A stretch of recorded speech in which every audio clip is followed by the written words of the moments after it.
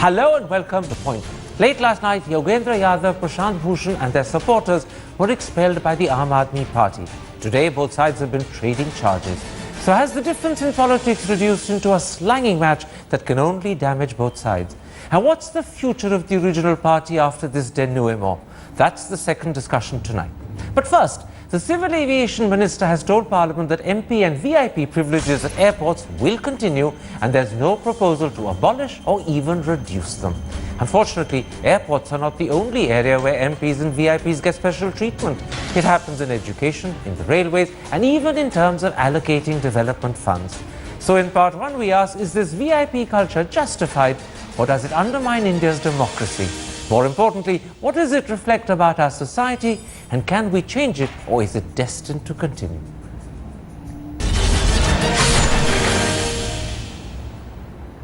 Joining me now to talk about the VIP culture that vitiates our democracy are BJD MP Kalikesh Singh Deo, BJP spokesperson GVL Narasimha Rao, Congress MP Gaurav Gogoi, the well-known columnist and commentator Siddharth Bhatia, and India's best-known sociologist Dipankar Gupta. Dipankar Gupta, yesterday the Civil Aviation Minister informed Parliament that privileges for VVIPs and MPs at airports will continue and there's no proposal to curtail them. Is this understandable, or in your eyes is it one more manifestation of India's obsequious obsession that treats VIPs and MPs as something very special? Well, yes, of course, there's another expression of that. But I think one should also understand that the public anger against VVIPs and the way they behave is because of the massive disorganization in our systems. In areas where they have managed to organize things like in telephone or gas connections, the question of VVIP preferential treatment doesn't arise. And VVIPs probably have a vested interest in keeping things disorganized, because then they can get a march over all of us and gloat over it. But the public reaction is primarily because VVIPs come in the way. And when they come in the way, that's what's most distressing. And VVIPs never understand it because they think it's a privilege and it feels rather good to be able to break the queue or to be ahead of everybody else and then swagger and so forth. So it is really disorganization, and that is what keeps VVIP culture alive. Of course, there's poverty. Of course, there's status differences. I agree to all of that. But the level of disorganization, wherever it is higher, there you will find the greater expression of VVIP culture. At the same time, also a public resentment of it, where there is no need for VVIPs. Okay. Kalikesh Singh Deo, the privileges that MPs and VVIPs get at airports include access to reserved lounges, terminals and visitors areas, as well as free beverages, a pass for their staff, and a special designated protocol officer to look after them. Now, is this simply a courtesy, as the Civil Aviation Minister said today, or is it a colonial or Darbari hangover that has absolutely no place in a democracy? Well, Karan, there's no doubt about the fact that India suffers from a MyBap and a VVIP or a VIP culture. But it's not only limited to MPs. I mean, I have seen in the airport facilities extended to which are extended to MPs also. There are businessmen who get the same facilities. There are journalists I've seen accessing the same facilities, bureaucrats, judges, police people. So it's not just MPs. This is basically courtesies extended to, from what I understand, largely to a lot of frequent flyers who travel by business class, and most MPs do that too. I, for one, have never used these facilities, or very rarely have I ever used these facilities, so I wouldn't know what makes it so special. I'm quite happy to stand in line. Can I interrupt you there? Can I interrupt you there? You're absolutely right when you say that this is not only for MPs. I actually did say VIPs and MPs, and VIPs covers a range of people. But the question I'm asking is this: is this just a courtesy, or is it actually in a democracy a hangover from some sort of Darbari culture that has no place in a democracy? Which is it, courtesy or Darbari hangover? Well, if a company or a flight airline or an airport management company wants to extend some facilities to its frequent flyers or guests which they want to prioritize, and there's nothing wrong with that as part of the commercial But interest. we're not talking If about it is being individual thrust companies. upon, We're not if- talking about individual companies doing it. We're talking of the government of India doing it. Karan. We're talking of the government of India If doing it it. is thrust upon, if it is thrust upon by the government or for that matter any regulatory authority, I think that's incorrect. Okay. Siddharth Bhatia, in fact, there's a whole range of areas where MPs now, and I'm talking specifically here after of MPs, actually get privileges. They have special quotas for train tickets, they have special admission facilities so they can get their chosen few into the Kendriya Vidyalaya. In the old days, they used to get coupons for easier telephone connections and gas connections. Now, is this understandable because MPs are under pressure from their constituents to do these things, or is this just power to exercise patronage and hand out favors to their favorites? Which of the two? See, it's a little bit of both, Karan, to the extent that they have the ability to extend favors to their constituents, to the extent that this impacts upon their security, well-being. I wouldn't mind it if there was a VIP lounge where the an MP or a minister could sit. I really wouldn't mind it. But you see the entire the way it is practiced. It's institutionalized, and over and above that, it's kind of imposed. And there is you said Darbari culture. I think it's plain old feudalism, which is then imposed on the Indian public. You watch a MP or a self-important man, or sometimes even an MP's PA, walk into the airport and you see entire entourage of people fawning all over him at a time where more and more people are flying. It's become more and more democratic. We've had elections for so many years. People have become conscious of their rights. When you see this, and now when you see a government which said that they are going to get rid of the VIP culture, saying no, we are going to continue it, it really galls. It's like sticks like a bone in the marrow, in the craw. So I think this VIP culture should be reduced to the barest minimum, where security should be the only criteria and some comfort, but that's about it. Okay. Unfortunately, it's getting bigger and bigger like a monster. G.V. Narasimha, some would say that the greatest privilege MPs have is what's called the MP Lad scheme, which gives every MP 5 crore a year to virtually gift to his constituency. Apart from the fact that some, or sometimes unfortunately many MPs actually use this money to line their pockets, it also gives sitting MPs a huge benefit over those who are trying to contest against them. And of course it undermines the separation of power between the executive and the legislature, which lies at the very heart of our democracy. Is this particular perk, the MP Lad, justified? Karan, this MP Lad fund is not something that MPs can spend as per their wish and will.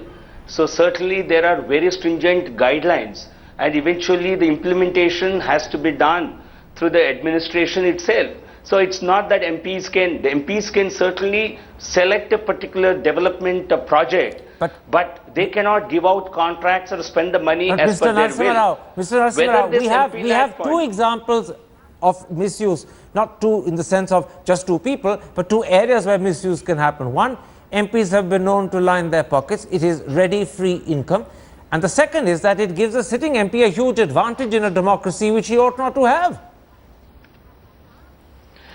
Karan, but sitting MPs, this is an important debate. The question that you are raising, I don't have ready answers for this, but certainly, the MPs also have development responsibilities that they owe to their constituents. So if they are completely incapable of really initiating any projects that can actually give some relief to their own constituencies, unlike MLAs who are typically can influence the state government easily, and the ruling party in the state has an advantage, but MPs, particularly of an opposition party, are at a huge disadvantage. So the original idea was to keep some money available, which they can use for the original idea, forgive me, Mr. Narasimha Rao, was your namesake Prime Minister of the 90s, who did it as a way of, in fact, ensuring his minority government survived so that MPs would have a vested interest in keeping it there. It was actually, if I hate to use that horrible word, a bribe to ensure his continuity in office. Mr. Gogoi, let me bring you in. you've heard Mr. Narasimha Rao try and justify this particular perk and privilege on the grounds that it has a development motivation behind it. But the truth is, quite often MP-led funds are actually not spent at all. They're actually wasted. The Times of India reports that between May 2014 and January 2015, not one of the 80 MPs in UP actually used their MP-led funds at all.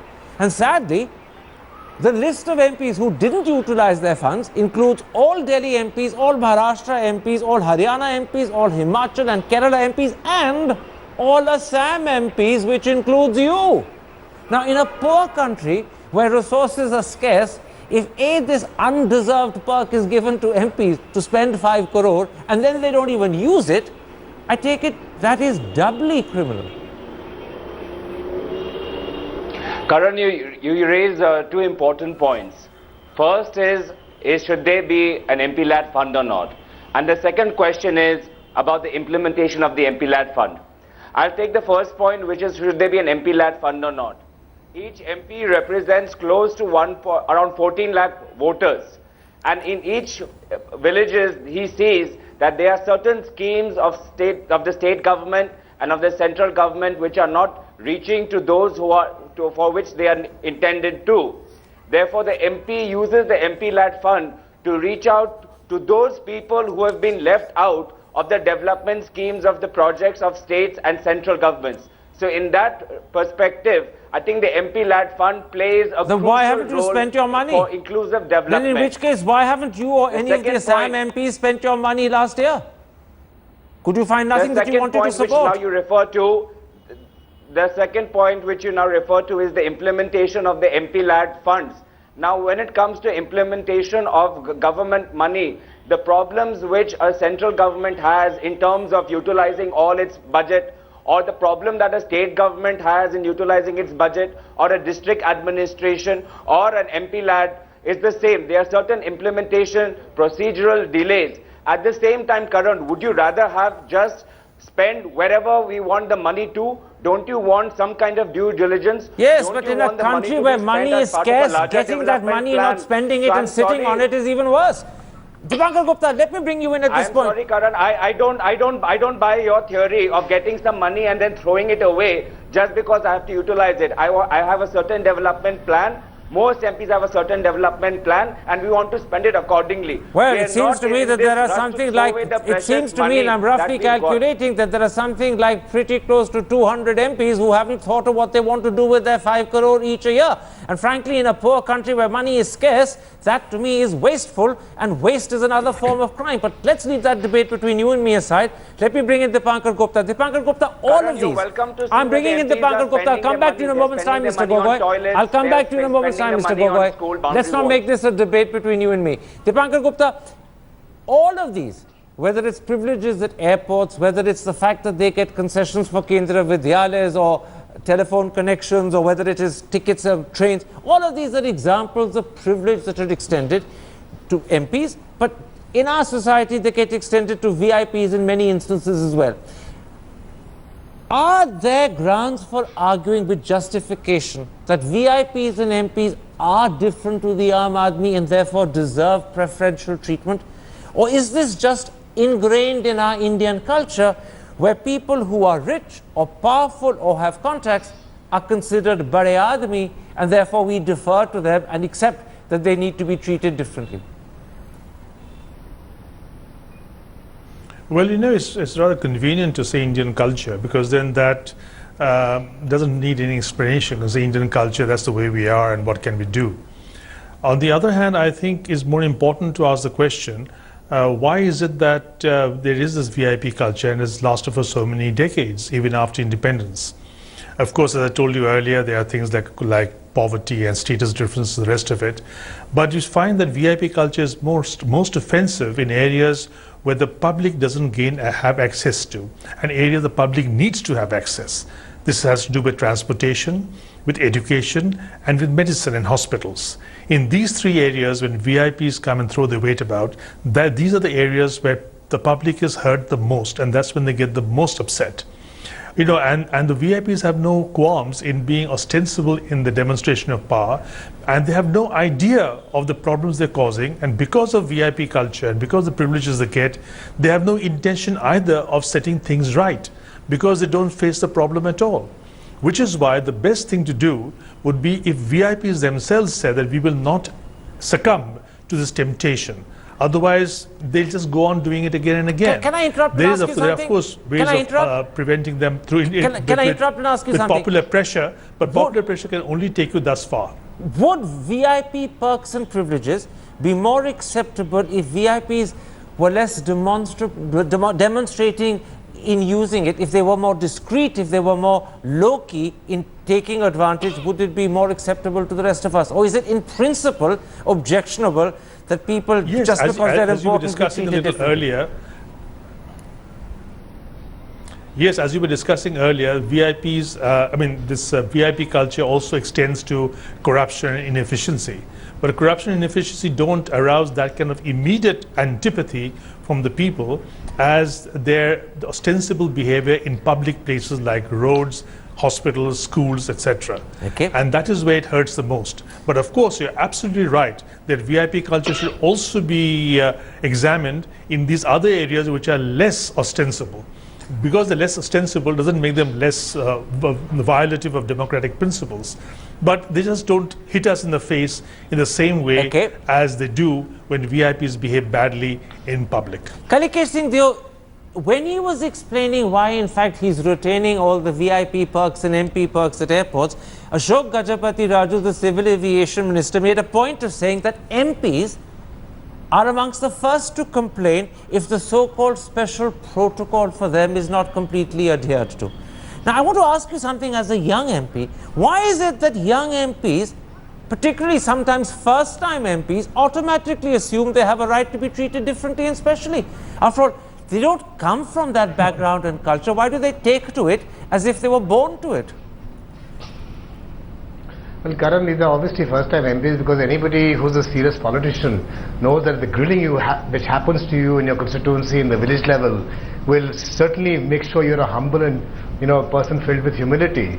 Anybody with a very big ego, bloated ego, will not survive in politics for very long. But I also want to add, Karan, here, one of the things which I did manage to do with my MP lad, I think it's important that you should know, is that I gave automated transport machine, a motorcycle machine to a disabled health worker in rural areas, something which you could have never got from anywhere else. So there's a lot of things that you can do with the MP lads, and there's conflicting and competing demands which you can never fulfill. So in a way it's a disadvantage, you can never satisfy everybody. Okay, that's a fair point, and I take that completely on board. Sazab Bhatia, let me for a moment flip the argument and try and find one good reason why MPs should be given some capacity to secure train tickets for their constituents, some capacity to secure admission to Kendriya Vidyalayas. After all, those perks are not perks they're using for themselves or their family. They're using it to help poor people who otherwise would suffer because they wouldn't get train connections when they need them in emergencies, or to help their children get into schools because they wouldn't otherwise get in there. Why is that not acceptable when a MP is given those sort of perks to help his constituents rather than himself? No, I think we should separate the two things. If somebody has the power, not the privilege, the power, because he can send a letter on a letterhead or make a phone call to help a constituent, and that can be linked with some kind of, it's because of the person's privileged position, that's perfectly fine. The problem is, as I said, it doesn't stop there. It doesn't stop at airport security. It doesn't stop at helping constituents. It gets bigger and bigger and bigger and bigger. It's in your face. It's ostentatious. And it starts spreading not just to the MP, but to everybody, the entourage surrounding the MP. And we simply accept it. How many times have you stood in a queue and you've seen somebody just walking past and it turns out that he's connected or related to some kind of member of parliament, and then you see inside because you paid for the ticket and this person is just walking through. It's in your face. It's a virtual slap on you as a citizen. And it's growing. That's the problem. Okay. So one would have expected younger MPs to turn around and say, okay, that we need certain things that we can do to help our constituents. We need perhaps some funds also. But on these things, we will just behave like any ordinary citizen. I mean, British MPs leave their government houses, British ministers, a day after they are no longer ministers. In fact, can I interrupt there? Can I interrupt there? There are very few British ministers who have government houses, and those that do, like the Prime Minister, the Foreign Secretary, the Prime Minister, only do because those houses were gifted to the nation by someone who died specifically for that purpose. All other ministers, that's 90%, and all MPs live off their own funds. But they are, of course, paid a lot better. That is also worth bearing in mind. Mr. Narasimha Rao, I talked about where MPs have power to help constituents get into schools, get ticket connections, and that is probably justified. But if you look at the guidelines for admission to the Kendriya Vidyalaya, which I did, they say that, and I'm quoting, children and dependent grandchildren of MPs will be, and I'm quoting, admitted over and above the class strength. Why? This sounds almost like a dynastic right given to MPs. Why should children and grandchildren of MPs be admitted over and above the class strength in Kendriya Vidyalayas? No, I think a lot of these, honestly, I was not aware of this. So I'm quite, I think I'm better informed about it now. But I think these are obscene. I think these are things which got accumulated over a long period of time. I think I totally endorse that these need to be reviewed, and the public pressure is certainly working on the governments and members of parliament, because even in the current House of Parliament, current House of Lok Sabha, a lot of additional courtesies or privileges were demanded by the members, but then this government put a stop to it. But I think the public pressure is certainly on the politicians, on the public representatives. Okay. And I think the Kendriya Vidyalaya example that you mentioned is something very, very unreasonable. I think that needs, because I was aware I prefer that your MPs first can word. It's recommend obscene. 2 cases. I prefer your first adjective. It's obscene. I agree with you. Let me bring you in, Gaurav Gogoi. You've sensed, not just in the television discussion today, but as a constituent, and you're a good one, as an MP, and you're a good one with your constituents, you've sensed the sort of anger people feel when MPs or VIPs, I'm using both terms, MPs or VIPs exercise special privileges and prerogatives. Why is this a subject on which Rahul and Sonia Gandhi never speak out? Why are they silent? This would win so many accolades for them if, as leaders of their party, they were to throw their weight behind the no VIP culture campaign that channels are running. Karan, the audio wasn't clear. I heard only part of your question, but I'll respond largely to the broader debate of VIP culture. I think our country is changing. The values of our society is changing. You know, MPs used to be held in very high esteem earlier, and today an MP is held as an ordinary working professional doing his job in order to better the work. And I think that's the culture that I want to support. I don't want to create a culture where we distance ourselves from the very public that have represented us. And I am very clear that we should not, as an MP, despite the government giving us these privileges at the airport, as MPs, it should be our personal decision and initiative to decline these privileges. Okay. See, the government might give mixed signals and say austerity measures on one hand and then give VIP privileges. But as for me as an MP, my privilege is that I'm able to serve so many people.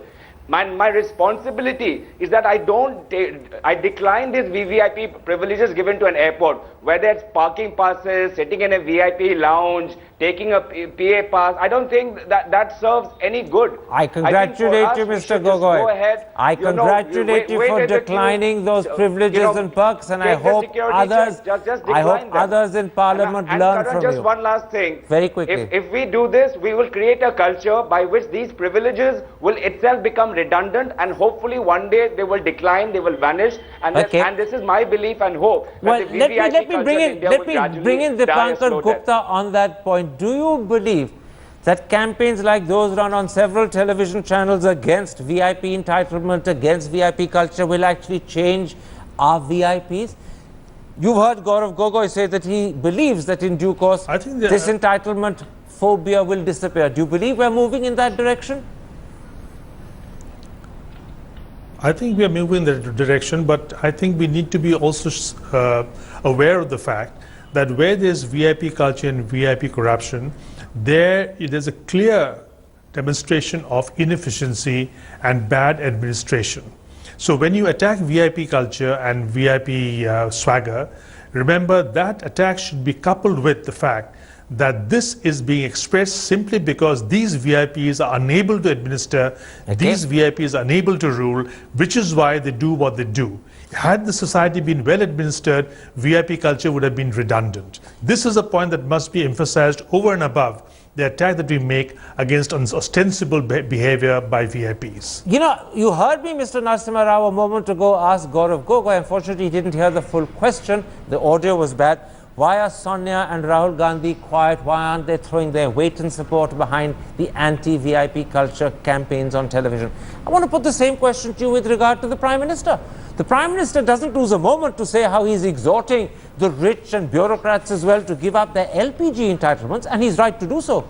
Why is he not also speaking out against VIP culture? During his campaigns, he said he would end this VIP culture. Now, his government is not only continuing it at airports, but it's done nothing to eliminate what you call obscene privileges at Kendriya Vidyalayas, and he's silent on the subject anyway. Why is he silent when his voice should be heard? Karan, I'll give you a practical answer. I think any of these courtesies that are being extended to the MPs that were continued yesterday in a reply in Lok Sabha, there was a discussion that let us charge for these facilities, let's charge for these courtesies. But if the government were to do it, and this session, remainder of this session would have been would have become completely unworkable. You mean to say that the Prime Minister can't speak out against VIP culture because MPs will revolt and his government will get no legislation passed? Are you seriously saying that to me? I think you see, for us extending a beverage or continuing with these small courtesies at the airports. These are not courtesies, by the way. Is not such a big issue compared. These are not courtesies. Please list, I think. It's a, let me tell you something. Airports, just a moment. Fast track, business fast track is paid for by business and first class passengers, which is why the world over you have a special line for business and first class passengers at immigration security. It's paid for. No one objects to that. That is not a privilege. But I'm talking about the way MPs jump the queue. Why can't the PM say to them, gentlemen, ladies, this is unbecoming of democratic representatives. Please let us together resolve not to do it. It annoys our countrymen and it lowers our moral standing. Why can't he say that? They cannot jump the queue.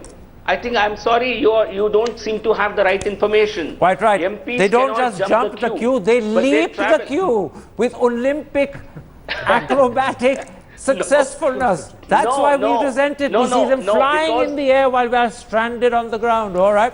I'll give you the right to disagree with me and I'll give you the right to defend the Prime Minister's silence. Both of those are prerogatives you have. My thanks to my other guests for joining me. Let's all watch our MPs fly past us. Let's watch our VIPs fly past us while we stay rooted to the ground, wondering why we aren't moving at all. And then we'll ask ourselves, when will this ever change? And the answer is, I suspect, not in a hurry.